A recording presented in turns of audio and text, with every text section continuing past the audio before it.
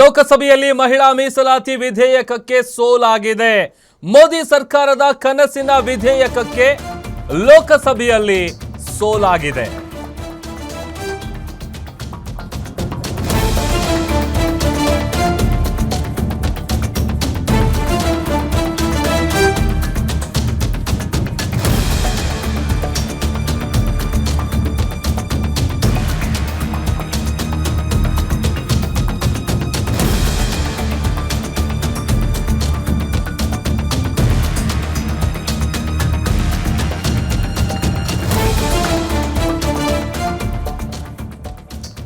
ಕೇಂದ್ರ ಸರ್ಕಾರದ ಮಹತ್ವಾಕಾಂಕ್ಷೆಯ ಮಸೂದೆಗಳು ಲೋಕಸಭೆಯಲ್ಲಿ ಇವತ್ತು ನಡೆದಂತಹ ಬಹುಮತ ಪರೀಕ್ಷೆಯಲ್ಲಿ ವಿಫಲ ಆಗಿದೆ, ಸೋಲಾಗಿದೆ. ಕ್ಷೇತ್ರ ಪುನರ್ ವಿಂಗಡಣೆ ಮತ್ತು ಮಹಿಳಾ ಮೀಸಲಾತಿ ಮಸೂದೆಗೆ ಸಂವಿಧಾನಿಕ ತಿದ್ದುಪಡಿಗೆ ಅಗತ್ಯವಾದ 2/3 ಬಹುಮತ ಸಿಗದ ಹಿನ್ನೆಲೆಯಲ್ಲಿ ಈ ಮಸೂದೆ ಲೋಕಸಭೆಯಲ್ಲಿ ಬಹುಮತ ಪರೀಕ್ಷೆಯಲ್ಲಿ ಫೇಲ್ ಆಗಿದೆ. ಲೋಕಸಭೆಯಲ್ಲಿ ಸೋಲಾಗಿರೋದು ಮಹಿಳಾ ಮೀಸಲಾತಿ ಬಿಲ್ ಪರ ಕೇವಲ 298 ಮತಗಳು ಬಿತ್ತು. ಲೋಕಸಭೆಯಲ್ಲಿ ನಾರಿ ಶಕ್ತಿ ಬಿಲ್ ವಿರುದ್ಧ 230 ಮತ ಚಲಾವಣೆ ಆಗಿದೆ. ಒಟ್ಟು 528 ಸದಸ್ಯರಿಂದ ಲೋಕಸಭೆಯಲ್ಲಿ ಮತದಾನದ ಪ್ರಕ್ರಿಯೆ ಆಯಿತು. ಮಹಿಳೆಯರಿಗೆ ಮೀಸಲಾತಿ ನೀಡುವ ವಿಧೇಯಕಕ್ಕೆ ಈ ಮೂಲಕ ಸೋಲಾಗಿದೆ. 2/3 ಮೆಜಾರಿಟಿ ಏನಿತ್ತಲ್ಲ ಅದನ್ನ ಪಡೆಯೋದಕ್ಕೆ ಮೋದಿ ಸರ್ಕಾರ ವಿಫಲ ಆಗಿದೆ. ಮಹಿಳಾ ಮೀಸಲಾತಿ ಮಸೂದೆ ಪಾಸ್ಗೆ 326 ಮತಗಳ ಅಗತ್ಯ ಇತ್ತು. ಬಹುಮತ ಇಲ್ಲದಿದ್ರೂ ಕೂಡ ದುಸ್ಸಾಹಸ ಮಾಡಿ ಈಗ NDA ಸೋಲನ್ನ ಕಂಡಿದೆ. ಲೋಕಸಭಾ ಕಲಾಪ ನಾಳೆಗೆ ಸ್ಪೀಕರ್ ಓಂ ಬಿರ್ಲಾ ಅವರು ಮುಂದೂಡಿದ್ದಾರೆ. ಮಹಿಳಾ ಮೀಸಲಾತಿ ಬಿಲ್ ಫೇಲ್ ಆಗ್ತಾ ಇದ್ದಂತೆ ಕಲಾಪವನ್ನ ಮುಂದೂಡಿಕೆ ಮಾಡಲಾಗಿದೆ. ಅಲ್ಲಿಗೆ ಮೊದಲೇ ಒಂದಷ್ಟು ಲೆಕ್ಕಾಚಾರಗಳಿತ್ತು. ಯಾಕೆಂತಂದರೆ ಆ 2/3 ಮೆಜಾರಿಟಿ ಏನು ಸಿಗುತ್ತೆ ಅದು ಸಾಧ್ಯನಾ ಅನ್ನುವಂತಹ ಲೆಕ್ಕಾಚಾರಗಳಿತ್ತು. ಬಟ್ ಮಹಿಳೆಯರಿಗೆ ಮೀಸಲಾತಿ ನೀಡುವಂತಹ ವಿಧೇಯಕಕ್ಕೆ ಮತದಾನ ನಡೆದಿದೆ. ಅದರಲ್ಲಿ NDA ಸೋಲನ್ನ ಕಂಡಿದೆ.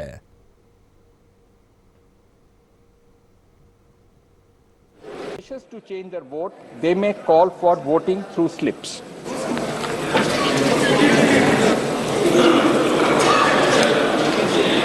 अब मत विभाजन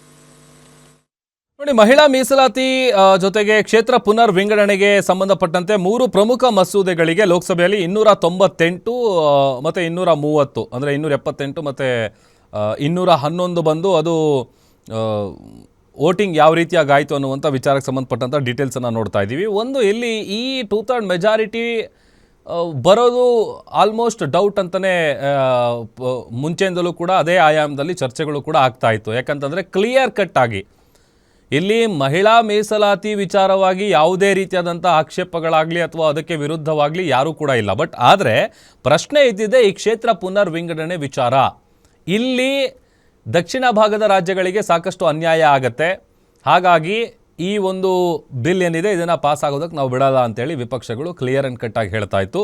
ಅದೇ ಪ್ರಕಾರವಾಗಿ ಇವತ್ತೇನು ಮತದಾನ ಪ್ರಕ್ರಿಯೆ ನಡೀತು ಆ ಸಂದರ್ಭದಲ್ಲಿ 230 ಮತಗಳು ಅದರಿಂದ ಸೋಲುಂಟಾಗಿರೋದು, ಅಂದರೆ ಅದರ ವಿರುದ್ಧವಾಗಿ ಬಂದಂತಹ ಮತಗಳು. ಒಟ್ಟು 489 ಮತಗಳಲ್ಲಿ 278 ಮತಗಳು ನಿರ್ಣಯ ಮಸೂದೆಯ ಪರವಾಗಿ ಚಲಾವಣೆ ಆದರೆ 211 ಮತಗಳು ಅದರ ವಿರುದ್ಧವಾಗಿ ಇಲ್ಲಿ ಚಲಾವಣೆ ಆಗಿರೋದು. ಆಮೇಲೆ ಈ ಮಸೂದೆಯ ಸಾಂವಿಧಾನಿಕ ತಿದ್ದುಪಡಿಗೆ ಅಗತ್ಯವಾದಂತಹ 2/3 ಬಹುಮತವನ್ನು ಪಡೆಯದ ಕಾರಣದಿಂದಾಗಿ ಲೋಕಸಭೆಯಲ್ಲಿ ವಿಶ್ವಾಸಮತ ಯಾಚನೆಯಲ್ಲಿ ವಿಫಲ ಆಗಿದೆ. ಮಹಿಳಾ ಮೀಸಲಾತಿಯಂತಹ ಸಾಂವಿಧಾನಿಕ ತಿದ್ದುಪಡಿ ಮಸೂದೆಗಳನ್ನು ಲೋಕಸಭೆಯಲ್ಲಿ ಅಂಗೀಕರಿಸೋದಕ್ಕೆ 2/3 ವಿಶೇಷ ಬಹುಮತದ ಅಗತ್ಯ ಇತ್ತು, ಆದರೆ ಅದು ಆಗಿಲ್ಲ. ಮತ್ತಷ್ಟು ಡೀಟೇಲ್ಸನ್ನು ಕೊಡ್ತಾರೆ ನಮ್ಮ digital editor Dilip live join ಆಗ್ತಾ ಇದ್ದಾರೆ. ದಿಲೀಪ್, ಒಂದು ಕಡೆ ಲೋಕಸಭಾ ಕಲಾಪ ನಾಳೆ ಮುಂದೂಡಿಕೆ ಆಗಿದೆ, ಮಹಿಳಾ ಮೀಸಲಾತಿ ಬಿಲ್ ಫೇಲ್ ಆಗ್ತಾ ಇದ್ದಂತೆಯೇ. ಜೊತೆಗೆ ಈ ಥರದ್ದು ಒಂದು 2/3 ಮೆಜಾರಿಟಿ ಸಿಗಲ್ಲ ಅನ್ನುವಂಥದ್ದು ಮೊದಲೇ ನಿರೀಕ್ಷೆ ಮಾಡಲಾಗಿತ್ತು. ಡೀಟೇಲ್ಸ್ ಕೊಡ್ತಾ ಹೋಗೋದಾದರೆ ದಿಲೀಪ್, ಈಗ ಒಂದು ಕಡೆ ಮಹಿಳಾ ಮೀಸಲಾತಿ ಬಿಲ್ ಫೇಲ್ ಆಗ್ತಾ ಇದ್ದಂತೆ ಕಲಾಪವನ್ನು ಮುಂದೂಡಿಕೆ ಮಾಡಲಾಗಿದೆ. ಅದರ ಜೊತೆಗೆ ಈ 2/3 ಮೆಜಾರಿಟಿ ಏನಿದೆ ಅದು ಆಲ್ಮೋಸ್ಟ್ ಸಿಗೋದು ಡೌಟ್ ಅಂತಾನೆ ಮೊದಲಿಂದಲೂ ಕೂಡ ಅದೇ ಆಯಾಮದಲ್ಲಿ ಚರ್ಚೆಗಳಾಗ್ತಾ ಇತ್ತು. ಡೀಟೇಲ್ಸ್ ಕೊಡ್ತಾ ಹೋಗೋದಾದ್ರೆ ದಿಲೀಪ್. ಪ್ರಭು, ಏನೊಂದು ಮಹಿಳಾ ಮೀಸಲಾತಿ ವಿಧೇಯಕ ಏನಿದೆ, ನಾರಿ ಶಕ್ತಿ ಅಧಿನಿಯಮ ಅಂತ ಏನು ಮಾಡ್ಕೊಂಡಿದ್ರು, ಜೊತೆಗೆ ಏನೊಂದು ಡಿಲಿಮಿಟೇಷನ್ ಏನಿತ್ತು, ಕ್ಷೇತ್ರ ಪುನರ್ವಿಂಗಡಣೆ, ಈ ಎರಡೂ ಬಿಲ್ಗಳನ್ನು ಕೇಂದ್ರ ಸರ್ಕಾರ ಮಂಡನೆ ಮಾಡೋಕ್ಕೆ ಮುಂದಾಗಿತ್ತು. ಆದರೆ ಯಾವಾಗ ಈ ಒಂದು ಮಹಿಳಾ ಮೀಸಲಾತಿ ವಿಧೇಯಕಕ್ಕೆ ಸೋಲಾಯಿತೋ ಆ ನಂತರ ಈ ಒಂದು ಕ್ಷೇತ್ರ ಪುನರ್ವಿಂಗಡಣೆಯ ಒಂದು ವಿಧೇಯಕವನ್ನು ಮಂಡಿಸೋದ್ರಿಂದ ಕೇಂದ್ರ ಸರ್ಕಾರ ಹಿಂದೆ ಸರಿತು. ಈ ಮೂಲಕ ಏನೊಂದು ಈ ಬಾರಿ ಕ್ಷೇತ್ರ ಪುನರ್ವಿಂಗಡಣೆ ಕೂಡ ಆಗಬೇಕು. 2011ರ ಒಂದು ಜನಗಣತಿ ಆಧಾರದ ಮೇಲೆ ಕ್ಷೇತ್ರ ಪುನರ್ವಿಂಗಡಣೆ ಆಗಬೇಕು. ಜೊತೆಗೆ ಈ ಪುನರ್ವಿಂಗಡಣೆ ಆಧಾರದ ಮೇಲೆ 33% ಮಹಿಳೆಯರಿಗೆ ಮೀಸಲಾತಿ ಸಿಗಬೇಕು ಅಂತೇಳ್ಬಿಟ್ಟು ಕೇಂದ್ರ ಸರ್ಕಾರ ಏನೊಂದು ನಿಯಮ ರೂಪಿಸಕ್ಕೆ ಹೊರಟಿತ್ತು, ಆ ಒಂದು ಕೇಂದ್ರ ಸರ್ಕಾರದ ಕನಸಿಗೆ ಭಗ್ನ ಆಗಿದೆ. ಹಾಗೆ ನೋಡಿದ್ರೆ ಈ ಒಂದು ಸಾಂವಿಧಾನಿಕ ಬದಲಾವಣೆ ತಿದ್ದುಪಡಿ ಆಗಬೇಕಾದಂಥ ಕಾನೂನಾಗಿತ್ತು. ಹಾಗಾಗಿ 2/3 ಮತಗಳು ಇದಕ್ಕೆ ವೋಟ್ ಬೇಕಾಗಿತ್ತು. ಆದರೆ ಕೇಂದ್ರ ಸರ್ಕಾರದ ಬಳಿ ರಾಜ್ಯಸಭೆಯಲ್ಲಾಗಲಿ ಲೋಕಸಭೆಯಲ್ಲಾಗಲಿ ಇದಕ್ಕೆ ಅಗತ್ಯ ಬಹುಮತ ಇಲ್ಲವಾದರೂ ಕೂಡ ವಿಪಕ್ಷಗಳು ಬೆಂಬಲ ನೀಡಬಹುದು ಅನ್ನೋ ಆಶಯದಿಂದ ಕೇಂದ್ರ ಸರ್ಕಾರ ಈ ಒಂದು ಮಸೂದೆಗಳನ್ನು ಮಂಡಿಸಿತ್ತು. ಈ ಒಂದು ಮಸೂದೆಗಳ ಬಗ್ಗೆ ಸುದೀರ್ಘವಾಗಿ ನಿನ್ನೆ ಮತ್ತು ಇವತ್ತು 2 ದಿನ ಗಂಭೀರವಾಗಿ ಚರ್ಚೆಗಳು ನಡೀತು. ನಡೆದ ಬಳಿಕ ಒಂದು ವೋಟಿಂಗ್ ಏನು ನಡೀತು, ವೋಟಿಂಗ್ನಲ್ಲಿ ಕೇಂದ್ರ ಸರ್ಕಾರಕ್ಕೆ ಸೋಲಾಗಿದೆ ಪ್ರಭು. ಓಕೆ, ಥ್ಯಾಂಕ್ ಯು ದಿಲೀಪ್ ನಿಮ್ಮೆಲ್ಲ ಡೀಟೇಲ್ಸ್ಗಾಗಿ.